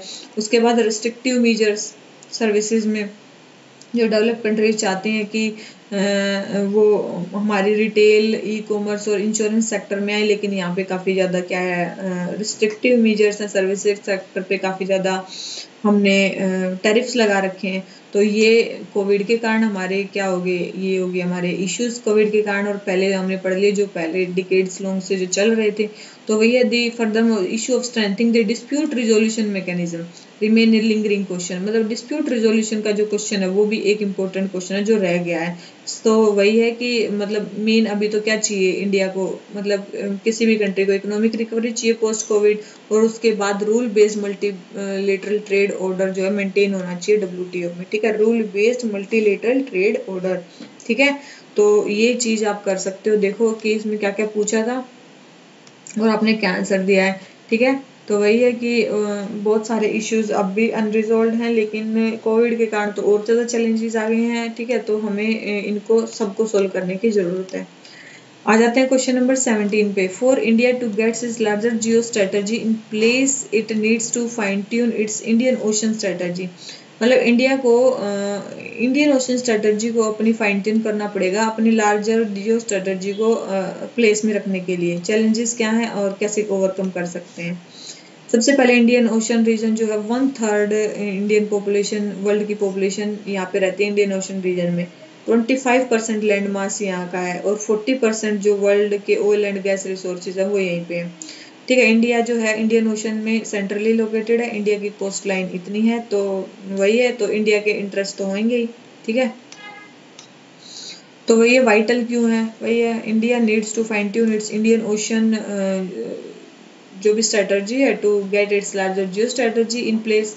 तो कैसे कर सकते हैं, सबसे पहले वाइटल प्राइमरी इंटरेस्ट इंडिया अपने कर सकते हैं, जैसे कि इंडियन ओशन जो है इंडिया की डिप्लोमेटिक आउटरीच के लिए काफ़ी ज़्यादा जरूरी है, जैसे कि सागर इनिशिएटिव इंडिया ने जो शुरू किया है उसके लिए काफ़ी ज़्यादा trade, energy security, coastal security, counter terrorism, regional leadership, इन सब के लिए जो है काफ़ी ज़्यादा वाइटल है इंडियन ओशन इंडिया के डिप्लोमेटिक टाइज के लिए। उसके बाद नेट सिक्योरिटी प्रोवाइडर का भी रोल इंडिया प्ले कर सकता है, जैसे कि humanitarian and assistant disaster relief India ने प्रोवाइड किया और बहुत सारे कोऑपरेशन में इंडिया इन्वॉल्व है।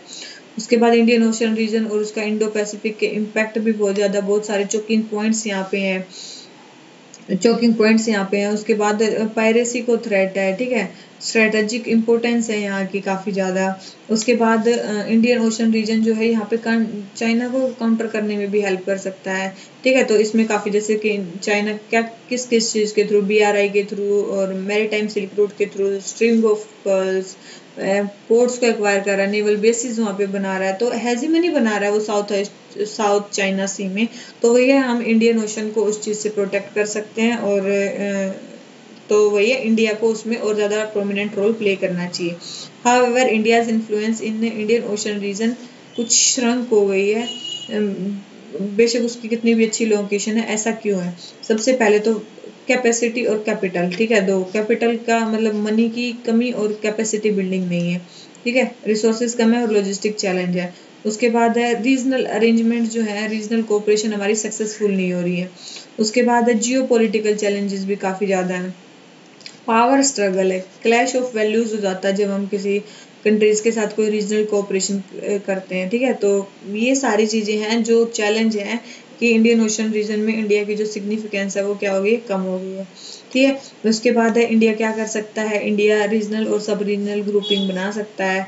उसके बाद अपनी कैपेबिलिटीज़ को स्ट्रेंथन कर सकता है, अलग अलग कंट्री के साथ अलग अलग एग्रीमेंट्स करके अलग अलग फील्ड में, जैसे कि डिफेंस, इन्वायरमेंट, सिक्योरिटी, ठीक है। तो उन चीज़ों में फिर उसके बाद रीजनल कनेक्टिविटी इंडिया इंक्रीज कर सकता है, ट्रेड इंक्रीज कर सकता है, जैसे कि south Asian free trade agreement को अगर शुरू करें सार्क के अंदर, तो वो एक अच्छा स्टेप हो सकता है। BBIN, बांग्लादेश, भूटान, इंडिया, नेपाल का जो मोटर व्हीकल एग्रीमेंट है उसको भी हम वो कर सकते हैं। तो बहुत सारी चीज़ें हैं। इंडियन जो इंडो पैसिफिक है वो एक अमर्जिंग डोमेन है इंडिया की फॉरेन पॉलिसी इंगेजमेंट में।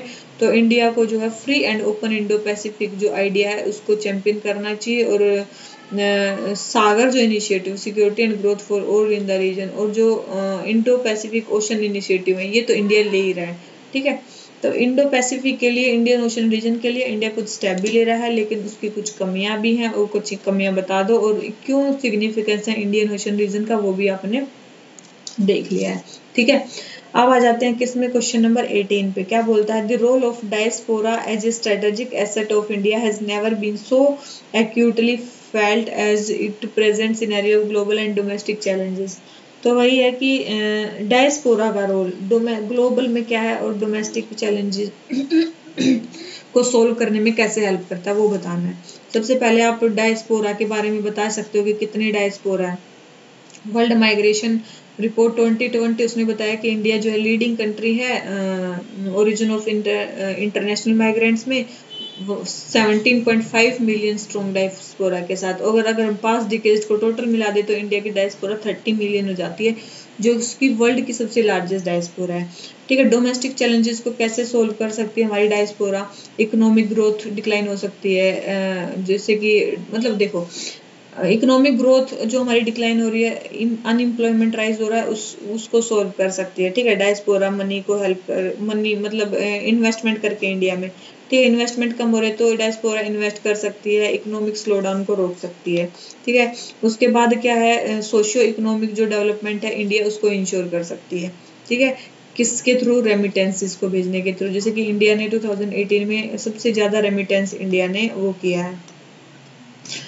फिर है कि ग्लोबल चैलेंजेस को कौन कौन सो को सोल्व कर सकती है, जैसे कि प्रोटेक्शनिज्म का जो चल रहा है अभी डेवलप्ड कंट्रीज में, उसको हमारी डायस्पोरा रोक सकती है। कैसे? अपने फाइनेंशियल और पॉलिटिकल एफ्लुएंस से, ठीक है, फाइनेंशियल और पॉलिटिकल एफ्लुएंस से, और वो जो है लॉबी कर सकते हैं और अपनी गवर्नमेंट को मना सकते हैं कि वो इंडिया के साथ कोऑपरेट करें। उसके बाद इंडिया के स्ट्रेटेजिक इंटरेस्ट को भी वो कर सकती हैं, डोमेस्टिक और जो फॉरेन पॉलिसीज हैं इंडिया मतलब गवर्नमेंट की जो पॉलिसीज है उनको सपोर्ट कर सकते हैं, ठीक है, हमारी डायस्पोरा वहाँ पे इंटरनेशनल लेवल पे। उसके बाद soft power diplomacy, soft power projection में भी हमारी जो डायस्पोरा है वो हेल्प कर सकती है। तो कुछ डोमेस्टिक चैलेंजेस को सोल्व करने में हेल्प कर सकती है और कुछ इंटरनेशनल चैलेंजेस को सोल्व करने में हेल्प कर सकती है। उसके बाद है जो हमारी इंडियन डायस्पोरा है वो इंट्रिंसिक पार्टनर्स है हमारी इंडिया की ग्रोथ में और मेजर रोल प्ले करते हैं इंडिया की ग्लोबल इन्फ्लुएंस में। देयरफॉर इंडियन डायस्पोरा के साथ इंगेज होने के लिए गवर्नमेंट ने बहुत सारे स्टेप लिए हैं, जैसे कि OCI कार्ड, प्रवासी भारतीय दिवस, Pravasi Bharatiya Samman award, VAJRA visiting advance joint research, faculty home and know India programme, Pravasi Tirth Darshan scheme. तो ये सारे किसके लिए किए हैं इन्होंने, डायस्पोरा को इंगेज करने के लिए हमारे स्टेप्स लिए गए हैं, ठीक है।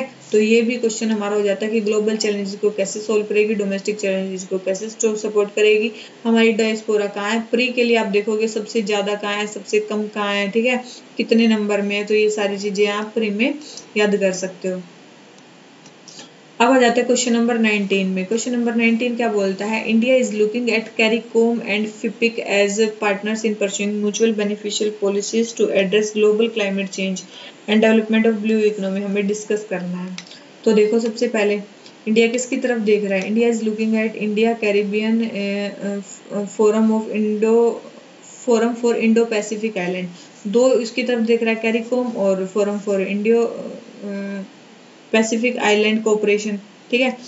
तो सबसे पहले ये है क्या, ठीक है। सबसे पहले बात आते हैं कि कैरिकॉम और फिपिक है क्या। तो सबसे पहले है इंडिया एंड कैरिकॉम। सबसे पहले है इंडिया एंड कैरिकॉम। सबसे पहले कैरिकॉम बना 1973 में, कैरिबियन कम्युनिटी जिसको बोलते हैं, 15 स्टेट से मिलके बना है। की फोकस क्या है इंडिया का यहाँ पे एंगेजमेंट में, सबसे पहले इंडिया की डायस्पोरा काफ़ी वहाँ पे है, ठीक है। तो वो हेल्प कर सकती है हमारी म्यूचुअली पार्टनरशिप करने में क्लाइमेट चेंज के लिए। फिर ये क्या है, ओशन बेस्ड इकोनॉमी है, यहाँ से हमें टेक्नोलॉजी मिल सकती है, ठीक है, कि वो किस तरह से डिजास्टर मैनेजमेंट को करते हैं, रेजिलिएंट रहते हैं और सस्टेनेबल डेवलपमेंट कर पा रहे हैं, ठीक है। और कैपेसिटी बिल्डिंग में हेल्प कर सकते हैं, developing assistance, cooperation, disaster management, resilience, इन सब में हेल्प हो सकती है इंडिया की। फिर आ जाते हैं हमारा इंडिया एंड फिपिक। सेम वही चीज़ है इंडिया में भी, इसमें भी forum for India Pacific island cooperation 2014 में लॉन्च हुआ था सुआ फिजी में, और 2015 में इसकी क्या हुई थी, सेकंड मीटिंग हुई थी, ठीक है, इन नेशंस की। फिर आ जाते हैं कि इंडिया कैसे, देखो इंडिया की साइजेबल डायस्पोरा इन कंट्रीज में भी रहती है, ठीक है, तो वो इन्फ्लुएंस कर सकते हैं वहाँ की पॉलिसीज को। क्लाइमेट चेंज मतलब या फिर इन्वायरमेंटल इश्यूज पे हम यहाँ पे कोऑपरेट कर सकते हैं, ठीक है। उसके बाद ब्लू इकोनॉमी, मतलब ये जो इकोनॉमी है, ये जो कंट्रीज हैं, ये मेनली वाटर इकोनॉमी पे बेस है, ब्लू इकोनॉमी पे बेस है। तो वहाँ से हम उनसे कैपेसिटी बिल्डिंग, टेक्नोलॉजी कैसे वो यूज़ करते हैं, वाटर को मतलब प्योरीफाई कैसे करते हैं, ठीक है, कैपेसिटी बिल्डिंग, इंफ्रास्ट्रक्चर उन्होंने कैसे डेवलप कर सकता किया है, डिजास्टर रेजिलिएंट इंफ्रास्ट्रक्चर कैसे उन्होंने मतलब डेवलप किया है, अवेयरनेस कैसी है उनकी मैरीटाइम डोमेन में, ठीक है, रिसर्च एंड डेवलपमेंट हम उनके साथ मिलके कर सकते हैं। तो यही सारी चीज़ें हैं। तो भैया इंडिया ने मतलब अनाउंस भी किया है कि वो ट्रेड ऑफिस बनाएंगे इंडिया में, मतलब कौन फिपिक कंट्रीज इंडिया में ट्रेड ऑफिस भी बनाएंगे। तो वही है कि जो आइलैंड नेशंस हैं, चाहे कैरेबियन क्यों चाहे पैसिफिक क्यों, ये बेशक स्मॉल है, लेकिन इनके पास काफ़ी ज़्यादा पोटेंशियल है। कौन सा, इकोनॉमिक, पॉलिटिकल, स्ट्रेटेजिक, टेक्नोलॉजिकल, काफ़ी ज़्यादा सिग्निफिकेंस है इंडिया के लिए इनकी, ठीक है। तो अगर हम इनके साथ इंगेज करते हैं तो ये it will open new opportunities for exchange of ideas, knowledge, information, for cooperation and address challenges, ठीक है। तो इससे हमारे बहुत सारे चैलेंजेस वो हो जाएंगे। अब जाते हैं क्वेश्चन नंबर 20 पे। 20 क्या बोलता है, why does India need Arctic policy. India को एक आर्कटिक पॉलिसी क्यों चाहिए, और हमें बताने हैं कि एस्पेक्ट जो हमें इंडिया के आर्कटिक पॉलिसी से रिलेटेड है। सबसे पहले 66 डिग्री से ऊपर का जो भी होगा, डिग्री नॉर्थ से ऊपर जो होगा उसको बोलेंगे आर्कटिक सर्कल, ठीक है, ठीक है, आर्कटिक सर्कल उसको बोलेंगे। और इंडिया के इंटरेस्ट कैसे हो सकते हैं वहाँ पे, साइंटिफिक, इन्वायरमेंटल, कमर्शियल, स्ट्रेटेजिक, ये सारे टाइप के इंटरेस्ट इंडिया के वहाँ उस रीजन में हो सकते हैं। नीड क्यों है, इन्वायरमेंटल नीड है। सबसे पहले मतलब क्लाइमेट चेंज हो रहा है, मानसून पैटर्न्स चेंज हो रहे हैं, आइस मेल्ट कर रही है, सी लेवल राइज हो रहा है, कोस्टल इरोजन्स हो रहे हैं, ठीक है, परमाफ्रोस्ट सोयल जो है थॉइंग हो रही है उसकी, इससे वायरस और बैक्टीरिया रिलीज हो सकते हैं। तो इतनी सारी प्रॉब्लम्स हैं, तो आर्कटिक पॉलिसी में इंडिया को कोऑपरेट करना काफ़ी ज़्यादा जरूरी है। फिर दूसरी चीज़ आती है कि मैरीटाइम से related issues, new shipping routes connect कर रहे हैं। फिर उसके बाद आता है मतलब जो ये रीजन है आर्कटिक वाला, ये कॉन्फ्लिक्ट का भी है और कोऑपरेशन का भी। यहाँ पे कंट्रीज के कॉन्फ्लिक्ट भी हो रहे हैं और कोऑपरेशन भी हो रहे हैं, ठीक है। तो वही है पॉलिसीज, वही है जैसे कि ऑब्जर्वर कुछ स्टेट हैं आर्कटिक काउंसिल की, जैसे कि जापान, साउथ कोरिया, चाइना, इन्होंने मोस्टली आर्कटिक पॉलिसीज भी अपने डिक्लेयर कर लिए हैं वहाँ पे, टूरिज्म के लिए, रिसोर्सेज के लिए, मैरीटाइम क्लीन सी रूट्स, इन सब के लिए, ठीक है।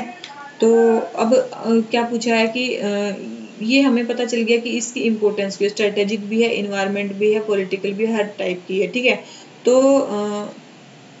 इसलिए रिसेंटली इंडिया एक ड्राफ्ट के साथ आया जिसको बोलते हैं India's Arctic policy road map for sustainable engagement. ठीक है, इंडिया एक प्लान के साथ आया। इंडिया क्या है, नेशनल कैपेसिटी बिल्डिंग, ताकि इंडिया की कैपेसिटी बढ़े उस रीजन में। फिर साइंस एंड रिसर्च ताकि वहाँ पे हो सके उसके लिए।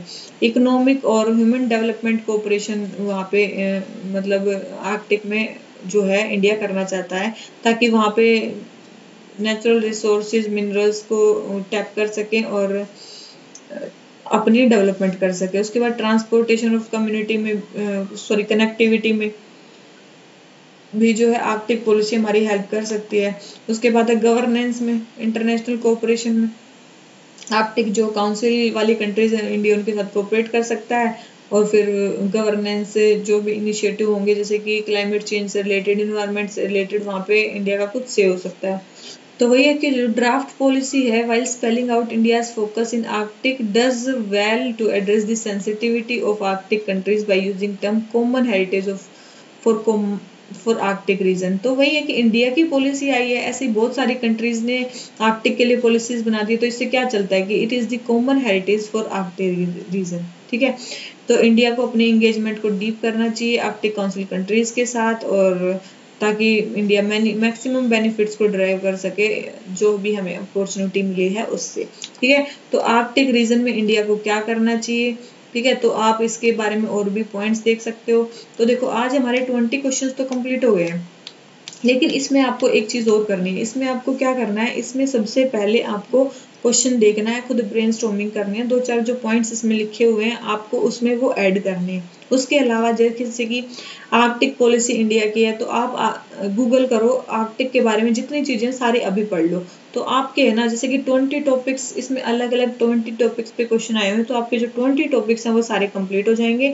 ठीक है, आपको दोबारा जो इंटरनेशनल रिलेशन से रिलेटेड जो बुक है उठाने की जरूरत नहीं पड़ेगी। अगर आपका अभी भी मेंस है तो आपने जो भी मेंस के लिए इंटरनेशनल रिलेशंस की बुक रेफर की है आप उसको खोलो, आप उसमें देखो कि उन्होंने जैसे कि इंडिया EU आया है तो इंडिया EU के बारे में देखो कि क्या क्या और चीजें हैं, और हम मतलब अगर क्वेश्चन आता है तो वो हम लिख लेंगे। ठीक है, तो इस तरह से आप इसको कर सकते हो, आगे इसको बढ़ा सकते हो। ठीक है, तो चलिए इस लेक्चर को आज खत्म करते हैं। अगर आपको लेक्चर अच्छा लगा हो, वीडियो अच्छी लगी हो तो लाइक करना, चैनल को सब्सक्राइब करना और कमेंट करना मत भूलना। ठीक है, कुछ ना कुछ कमेंट जरूर करते रहा करो। ठीक है, उससे हमें थोड़ा मोटिवेशन मिलता है कि हाँ कोई ना कोई देख रहा है, तो फिर नेक्स्ट लेक्चर बनाने का थोड़ा मोटिवेशन आता है। ठीक है, तो चलिए इसी नोट पे आज का लेक्चर खत्म करते हैं। Thank you very much, bye bye.